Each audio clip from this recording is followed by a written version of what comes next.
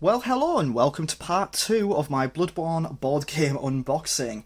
If you haven't yet seen part 1, it is a 40-minute video going through the core game and a few of the bigger box expansions for this. In this video we're going to go through all of the expansion packs. There are 5 of them.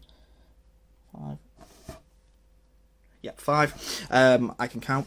That are all sort of this size, and there's 2 additional boxes to go through as well that are quite small and I think just have figures in.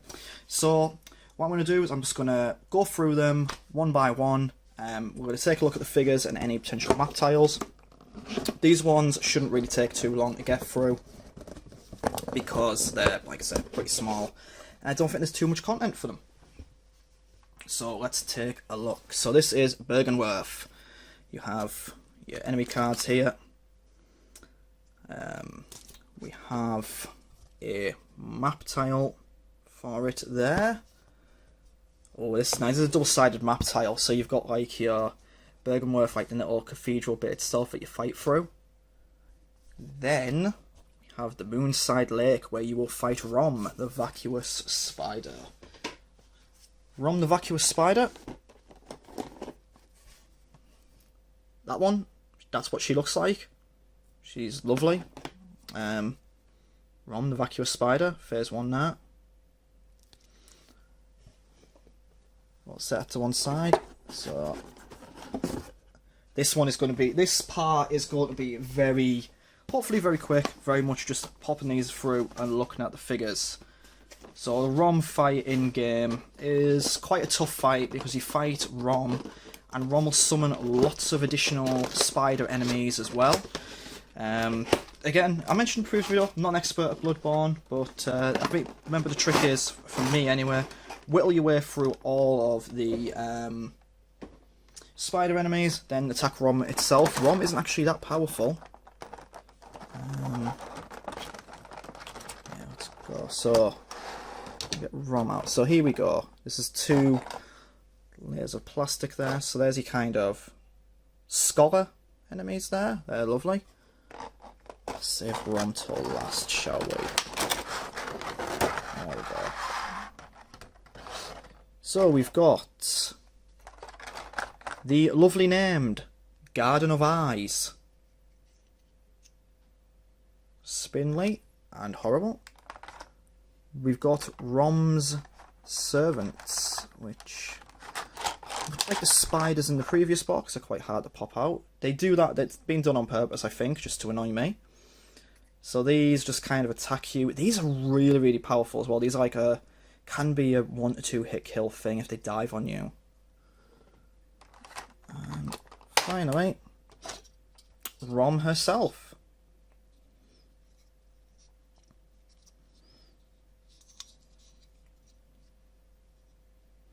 It's a, quite frankly, horrifying design. But that's kind of, it's what you love about the game in a way. So there we have Byrgenwerth unboxed. And next we'll move on to Yahar'gul, the Unseen Village. So Yahar'gul, the Unseen Village, pop that straight open. I think this is the part in the game where you find the Tonitrus, which I mentioned in the previous video. It was one of my favourite weapons past a certain point. Very much the same as the previous expansion. One singular map tile for Yahar'gul, and it's double-sided. That'll be for the boss fight. For the one Reborn, I think, is the boss in this one. So we've got a boss there called the Cramped Casket. I remember them. Basic flailing arms, special body slam. Deal your poison spears. And we've got the kid that was... Yes, now these are what take you to Yahar'gul, I think, if you get snatched by them. I could be wrong. And yeah, there we go, the one Reborn. Phase 2 cards. And phase 1 for the one Reborn. So, get the plastic out.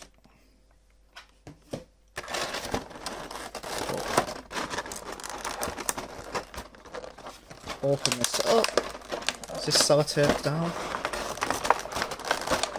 Is this sellotape down? I can't tell. Yes, it is in places. Bear with me.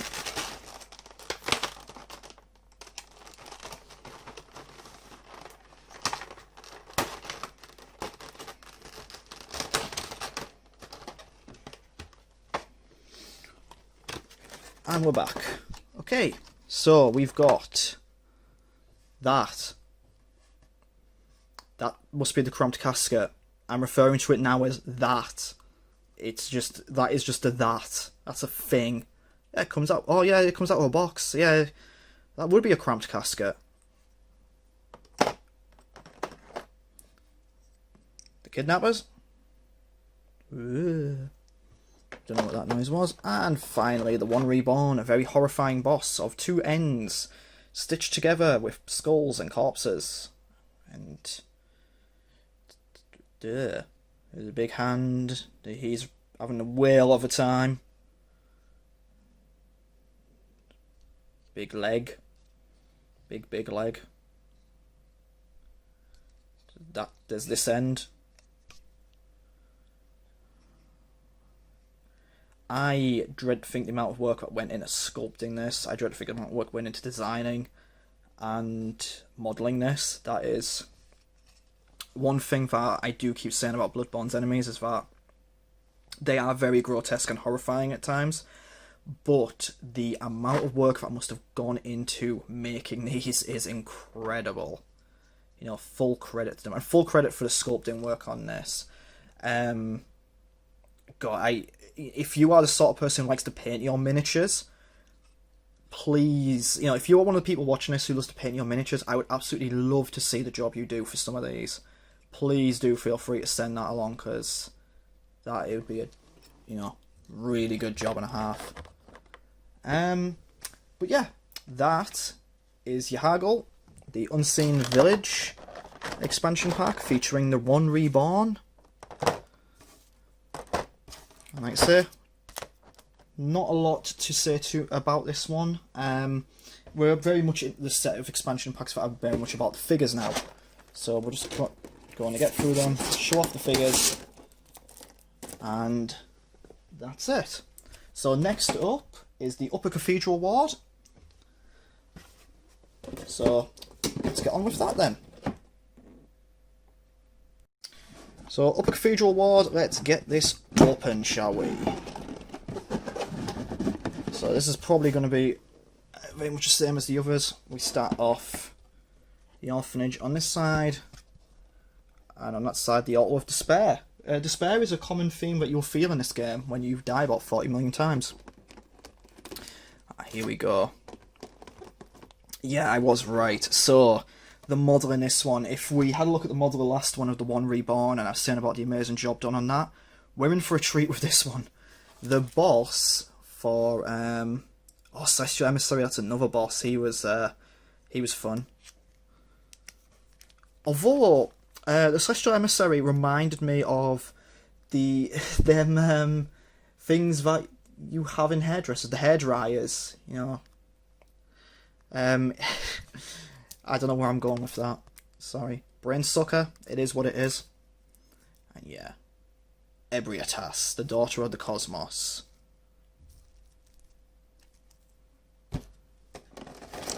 And let's take a look at it then. Right, I'll just desellotape it.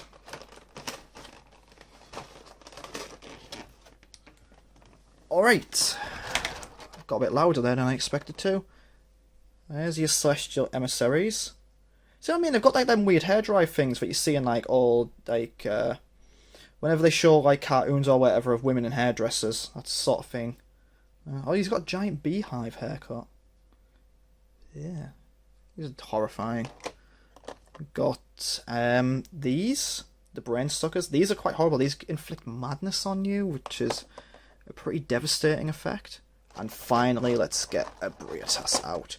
Again, if you're planning to paint any of these, please do show me.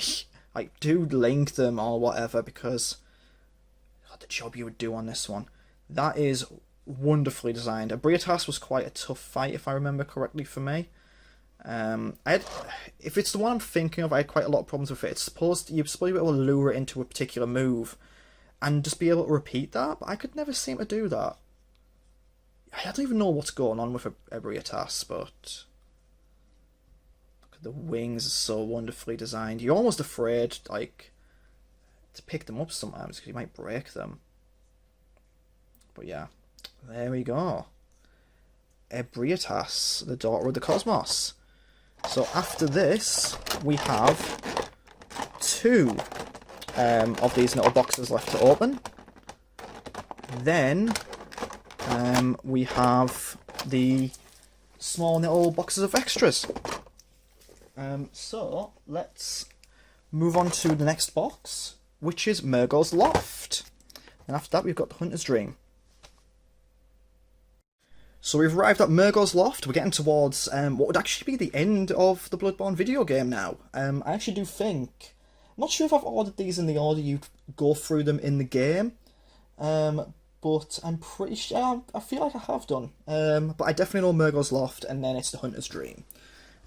So we'll get Mergo's Loft straight open. Again, you've got 1 tile, Mergo's Loft. And then the Wet Nurse's Luminarium. Then we've got the plastic sheet.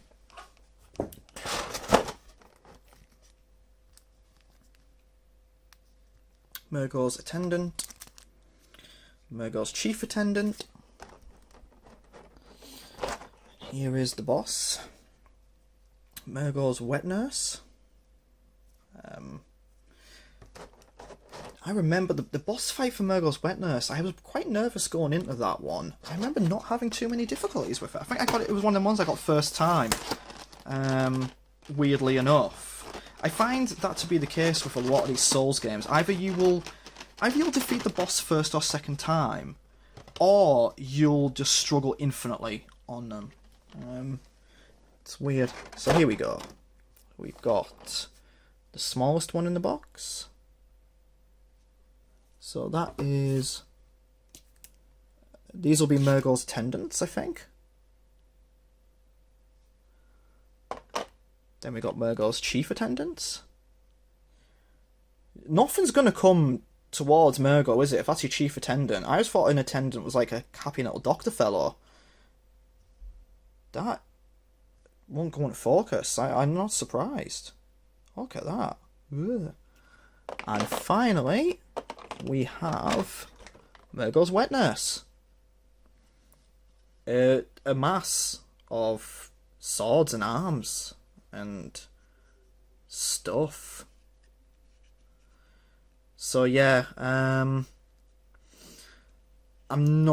can't quite fully remember the lore for Bloodborne, but obviously as you probably guessed by some of these bosses' names, the One Reborn, Daughter of the Cosmos, Mergo's Wet Nurse, there's themes of something being born in Bloodborne, and that's kind of, I guess, what you're trying to prevent or allow to happen. It's kind of, Bloodborne is very much a typical story of village and people in charge find proof of a power that can help them. They abuse that power. Things transform into bigger things. Everyone splits off into different factions, all doing their own thing. It's all very horrific. Everyone goes mad.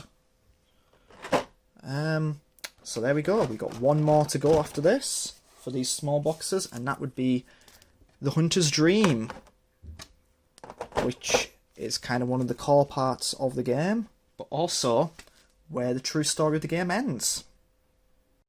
So, finally we've arrived at the Hunter's Dream, the last of the small box expansions to go through, and what would be the end of the Bloodborne video game if you want to get the true ending. There's like a final hidden boss at the end of the game where you have to do something, you have to consume certain items to get it. I'm kind of assuming that most people who are watching this video are familiar with the game itself, but I'm also trying to be vague, partly because I can't fully remember it and I don't want to get anything wrong. So here we go, the Hunter's Dream. We've got the rules for the Hunter's Dream there. This includes a new gameplay mechanic called mini-bosses. Mini-bosses can be added to any chapter of any campaign. They create additional difficulty. Additional difficulty. Did I say that right? I don't know. So what we got here? We've got the Hunter's Dream, the workshop.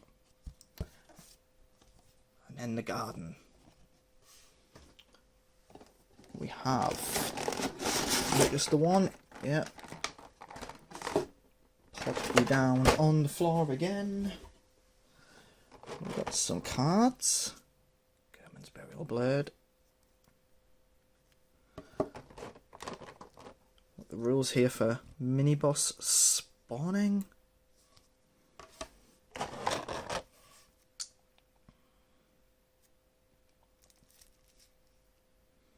There we go. 1/3 umbilical cord. That's the items. Okay, and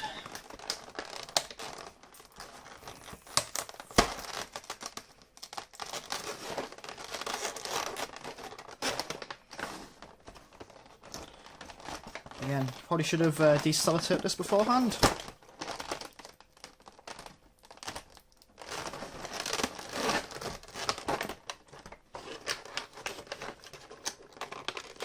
There's one tiny little strand of sellotape here, which is being a bit of a pain. Okay, let's take a look at these enemies then. There's quite a few different types going on here.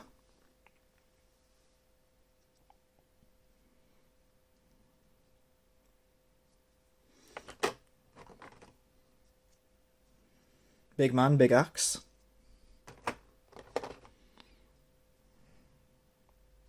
Some hunters.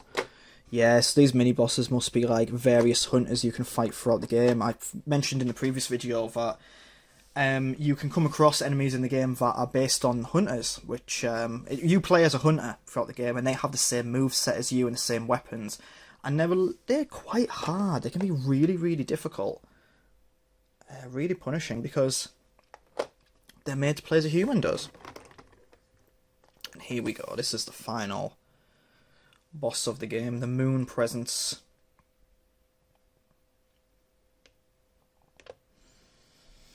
It's very, very different to what the final bosses of like Dark Souls and Dark Souls 3 were, isn't it? I don't know what the final boss of Dark Souls 2 is, I've not completed that one. But yeah, that's the Moon Presence, the final boss of Bloodborne. And what would probably be the final boss of this one, if you chose to play it in order.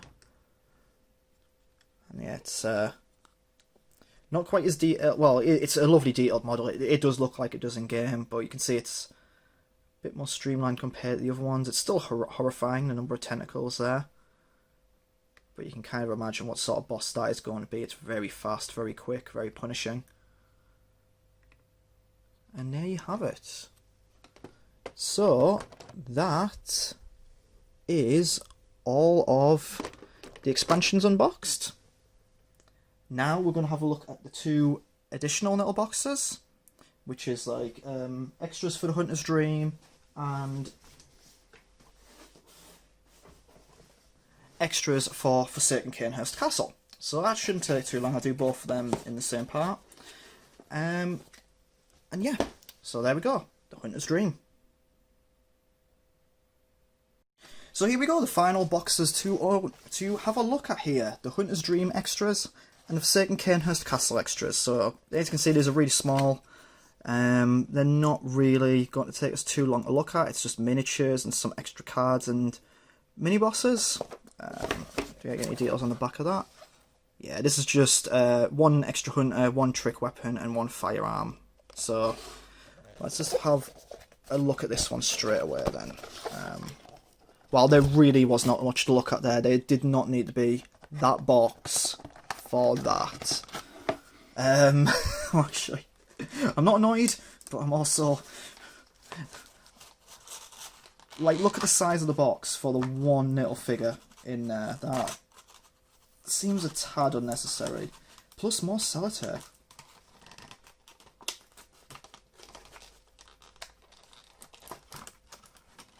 Let's have a look. So this is an extra hunter for the game. And we'll just have a quick look at him. Yeah, he's okay, I guess. Does the job. It did not need to be in a box that big though. There's not much else to say about that. I literally did not expect it to be that minimal. Okay, so the very last one, the Hunter's Dream Extras. We know we get a bit more in this one. There's your cards. So we get... See, now this is more appropriately sized for a box. Now you get 7 models in there.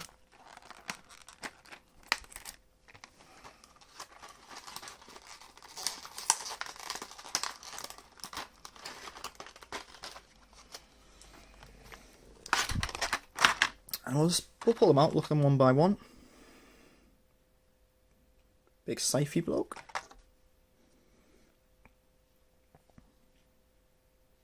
Oh yes, we saw him in one of the previous bits. God, I think I could liken him to a Pyramid Head, or at least someone similar to that. Like I say, these are all kind of enemy variations of who you play as. So you know they're going to be, you know, have a different way of thinking about fighting them. The Tonatrus. Gario's Wheel, I think that was called. And finally, we've got this one. And there you have it. That is the Bloodborne board game, all fully unboxed, after 2 pretty lengthy videos. And I'll just try and pop everything back in its slot while I wrap this up. So, yeah, hope you enjoyed those 2 videos. Like I say, I did intend to make just 1 video, but then I saw kind of how long it'd take me to get through some of that content, so I decided to make it into 2. If you did watch both of them fully, thank you so much. I do this YouTube thing kind of for a bit of fun, something to do in my free time. There isn't really, you know, I just kind of want to show off cool things, cool figures, talk about stuff I'm passionate about. So if you do watch it and you like it, I really fully appreciate that, because I do want to continue doing this and having that chance to talk about cool stuff to people and hopefully introduce them to a few things. If you watch any part of it, you know, again, thank you so much. Please do leave a like, comment, please do subscribe if you can. I'm going to try and do more regular content, unboxings as time goes on.